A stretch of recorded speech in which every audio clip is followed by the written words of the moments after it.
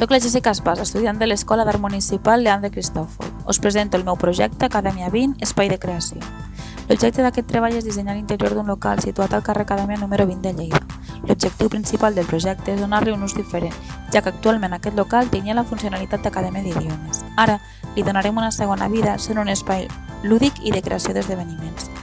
L'idea principal és mantenir la seva construcció actual, canviant el seu interior amb nous materials i distribució, estudiada en aquest projecte. El punt de partida d'aquest nou disseny serà l'accés principal a peu de carrer i la redistribució dels espais. És objecte del treball el disseny del local a través de solucions constructives menys convencionals i creatives, prioritzant la construcció sostenible, creativa, econòmica i versàtil. El local es troba en un edifici d'habitatges entre mitgeres on als baixos dels edificis adjacents també hi ha ubicats restaurants i altres comerços.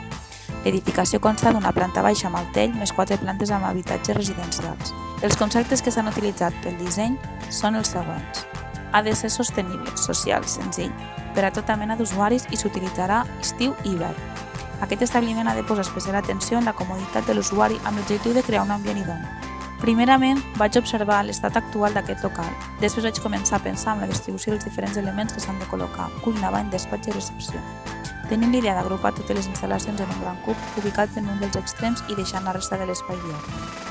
Segons la morfologia del local, la gran sala anirà ubicada al fons de l'espai, ja que dona accés a la terrassa.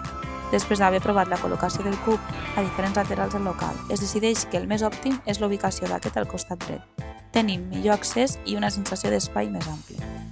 S'aplicaran materials i solucions constructives que siguin reversibles amb la intenció que en un moment donat l'espai pugui recuperar el seu ús actual. Com a protagonista d'aquesta idea es creen panells de fusta que revestiran sostre i parets del local.